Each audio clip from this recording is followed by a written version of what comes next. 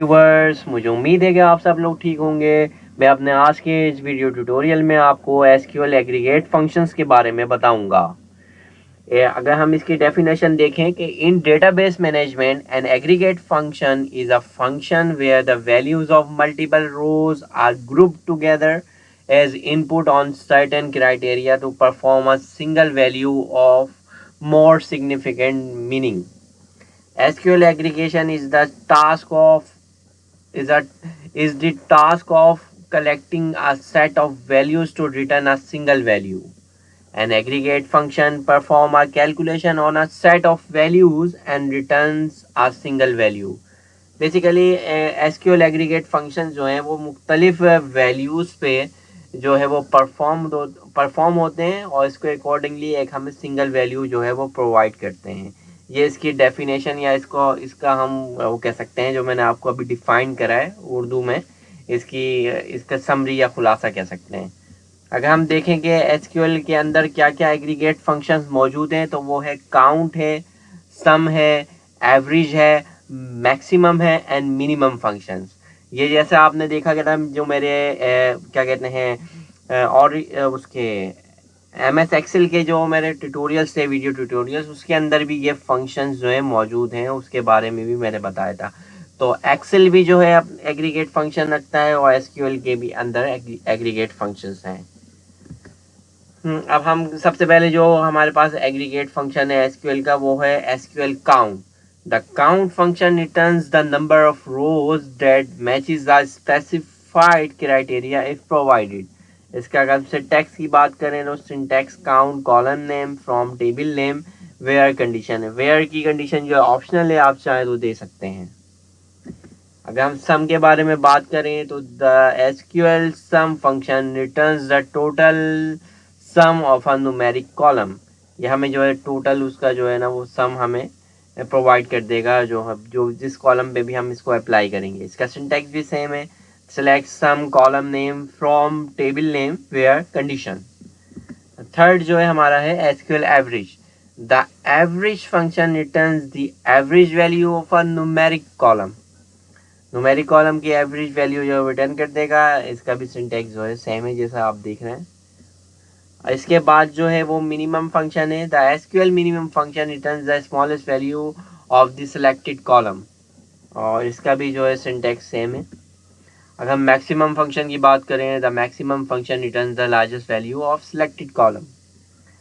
इसके बाद अगर हम देखें तो एसक्यूएल ग्रुप बाय स्टेटमेंट आता है। ये नॉर्मली जो है वो हम यूज़ करते हैं एग्रीगेट फंक्शन के साथ, तो इसलिए इसका यहाँ पे बताना बहुत ज़रूरी है। The group by statement groups rows that have the same value into summary rows like find the number of customer in each country.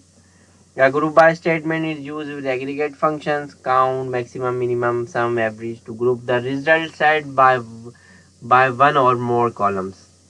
तो ग्रुप बाय जो है बेसिकली ग्रुप करता है द सेम वैल्यूज़, जो सेम वैल्यूज़ होती हैं। For example क्या अगर हम फाइंड करना चाह रहे हैं कि भाई एक शहर में या एक कंट्री में जो है कितने कस्टमर हैं, तो कराची के अंदर अगर फॉर एग्जांपल 1 लाख कस्टमर है तो कराची वाइज जो है वो ग्रुप बाय कर देगा, लाहौर वाइज जो है वो ग्रुप बाय कर देगा। अभी हम इसका प्रैक्टिकल भी करके देखेंगे तो आपको ज़्यादा बेहतर समझ में आएगा।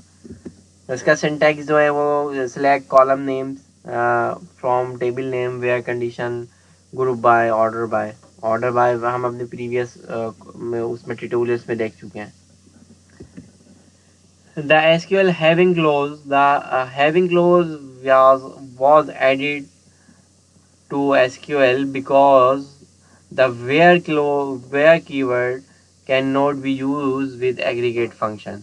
ये बेसिकली कंडीशन अप्लाई कर सकते हैं हम हैविंग की, just like a where clause के साथ हम एक नॉर्मल कॉलम की जो है वैल्यू जो है वो डिफाइन कर सकते हैं वेयर आईडी ग्रेटर देन 1।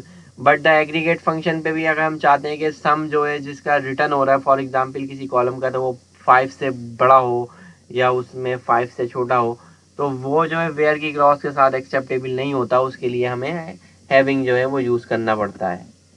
अब हैविंग का सिंटैक्स भी ऑलमोस्ट सेम ही है, ग्रुप बाय और आप ये देख रहे हैं हैविंग कंडीशन और ऑर्डर बाय।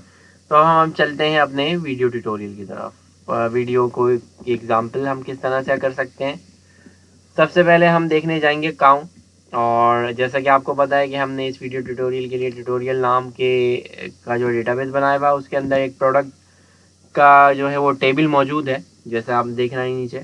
ये इसका प्रोडक्ट नेम, सप्लायर आईडी है, कैटेगरी आईडी है, यूनिट है, प्राइस है, प्रोडक्ट आईडी है।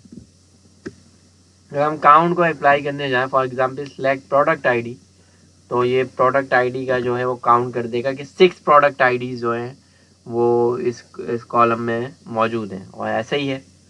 अच्छा, हम ऑल भी लगा सकते हैं। बाय डिफ़ॉल्ट जो है इसकी वैल्यू ऑल होती है, और हम अगर ऑल लगाएंगे जब भी 6 हमें आंसर रिटर्न होगा। अगर हम डिस्टिंग लगाएंगे तो हमारे पास जो है वो 5 रिटर्न होगा, सॉरी 6 रिटर्न होगा, क्योंकि 6 जो है बेसिकली यहाँ पे वही ऐसी प्रोडक्ट आईडी नहीं है जो रिपीट हो रही हो। अगर वो प्रोडक्ट आईडी रिपीट होती तो फिर जो है ये बेसिकली जो है ना वो 5 रिटर्न होता। अगर इसलिए यहाँ पे ये तो इसने जो है ना डिस्टिंग के साथ भी उतनी ही वैल्यू को रिटर्न करा। अगर रिपीट हो रहा होगा तो डेफिनेटली वो जो है हमें जो है वो 5 रिटर्न करता। अगर फॉर एग्जांपल अगर यहाँ पे मैं प्रोडक्ट नेम करता हूँ तो प्रोडक्ट नेम जो है वो 5 आएगी, क्योंकि एक प्रोडक्ट जो है वो चेज वो 1 पे भी रिपीट हो रही है और 6 आईडी पे भी रिपीट हो रही है। तो ये काउंट जो है बेसिकली हम स्ट्रिंग वैल्यू यानी वारचार पे भी अप्लाई कर सकते हैं और इंटीजर पे भी अप्लाई कर सकते हैं। आपने देखा ये 5 हो गया। अगर मैं काउंट यही सेम जो है वो एक्सप्लेन करने के लिए मैंने यूनिट पे भी जो है वो अप्लाई करा है, ताकि हमें पता चल सके कि हम इसको स्ट्रिंग पे भी अप्लाई कर सकते हैं और जो है वो इंटीजर पे भी कर सकते हैं। अब हम अपने सेकंड उसकी तरफ आएँ, एग्रीगेट फंक्शन की तरफ, तो उसके बारे में मैं सम के बारे में बात करूँगा। और प्रोडक्ट के टेबल को ऑलरेडी आपका इसका स्कीमा और वैल्यूज़ आपके सामने जो है नीचे डिस्प्ले हो रहा है। वह अगर हम प्राइस जो है अगर उसकी सम निकालना चाहें तो प्राइस का सम जो है हमारे पास 108.35 है। इस पर भी हम सम के साथ भी ऑल हम यूज़ कर सकते हैं। बाय डिफ़ॉल्ट ऑल ही होता है ऑल, अगर इसका मतलब है कि तमाम वैल्यूज़ का सम करें। अगर डिस्टिंग का करें हम तो इसमें ये वैल्यू जो चेंज हो जाएगी, वो 90 हो जाएगी। ऑलमोस्ट 18 जो है वो लेस हो गए हैं। उसकी वजह यही है, जो फर्स्ट और जो हमारा लास्ट जो रिकॉर्ड है प्रोडक्ट आईडी 1 और प्रोडक्ट आईडी 6, वो 18 जो है दो प्राइस डुप्लीकेट हो रहा है, तो ये सिर्फ डिस्टिंग का ही करेगा। अगर सम और प्रोडक्ट नेम के बाद का अगर मैं क्वेरी रन करूँगा तो ये हमें एरर दे देगा, क्योंकि सम जो है वो नॉन वार्चार यानी नॉन स्ट्रिंग वैल्यूज़ पे ही अप्लाई होगा। अब तीसरा जो हमारा एग्रीगेट फंक्शन है वो बेसिकली है सम का।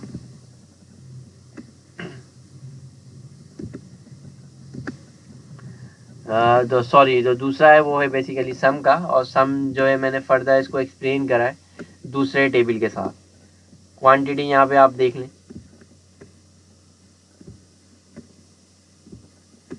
अगर ये क्वांटिटी अगर हम देखेंगे, क्वांटिटी का अगर हमें सम चाहिए तो जैसे ही हम क्वांटिटी पे सम अप्लाई करेंगे वो 76 आ जाएगा। और ये सेम एग्जांपल मैंने दी थी कि अगर हम प्रोडक्ट और प्रोडक्ट के यूनिट पे हम सम करेंगे। बेसिकली दूसरे टेबल को भी मैंने यूज़ करते हुए फर्दर इसको एक्सप्लेन करा है सम को। हम देखने जा रहे हैं हम एवरेज भी जो है वो हमारे जो है वो न्यूमेरिक वैल्यू पे ही अप्लाई हो सकता है, अदरवाइज वो एरर देगा टाइप का। एवरेज और प्राइस, अगर हम एवरेज प्राइस मालूम करना चाह रहे हैं 6 रिकॉर्ड की तो हमारे पास एवरेज आ जाएगी। एवरेज आपने देखा कि 18.05833 हमारे पास ये एवरेज आ गई है।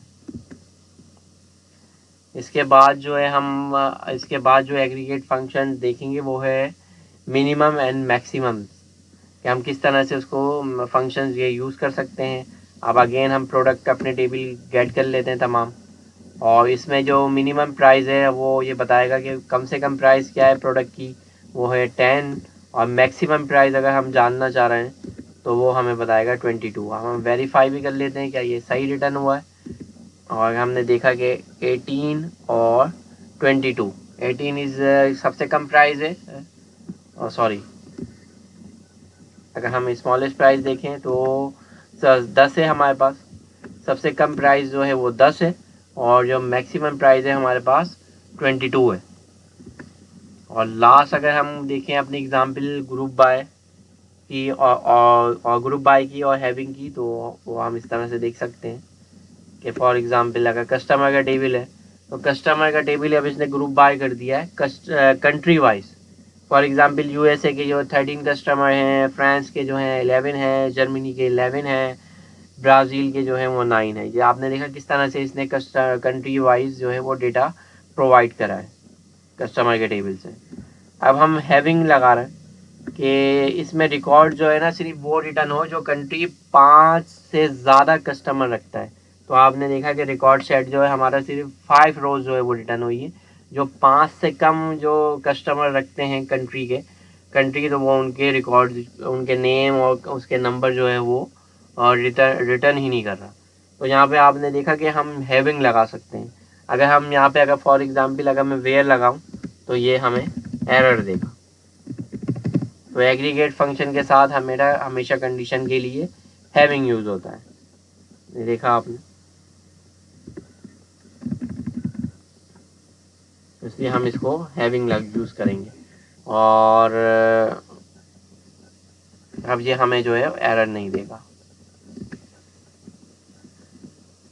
तो आपने देखा कि किस तरह से हम एग्रीगेट जो है फंक्शन यूज कर सकते हैं एसक्यूएल के अंदर, और ये बहुत यूजफुल होते हैं और ये प्रैक्टिकली हमारी ऑफिस वर्क में, असाइनमेंट्स में और प्रैक्टिकल एग्जाम्पल्स में ये बहुत यूज़ हो रहे होते हैं।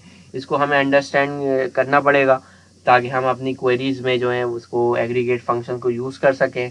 और अगर उस पर कंडीशन लगानी है उस तो हम किस तरह से हैविंग को यूज़ कर सकते हैं। ग्रुप बाय के हिसाब से अगर हमें रिकॉर्ड्स चाहिए तो हम किस तरह से कर सकते हैं। तो उम्मीद है मुझे आपको मेरा वीडियो ट्यूटोरियल पसंद आया होगा। बहुत जल्द मैं एक नए ट्यूटोरियल के साथ जो है वो हाजिर होऊंगा। अगर आप मेरे वीडियो ट्यूटोरियल्स को लाइक कर रहे हैं तो मेरे चैनल को सब्सक्राइब करें, मेरी वीडियोस को जो है वो लाइक करें, शेयर करें और कमेंट्स देना ना भूलिएगा। अपना बहुत ख्याल रखिएगा। मुझे मोहम्मद तारिक को इजाज़त दीजिए, फिर मिलते हैं एक नए ट्यूटोरियल के साथ। टेक केयर, अल्लाह हाफिज़।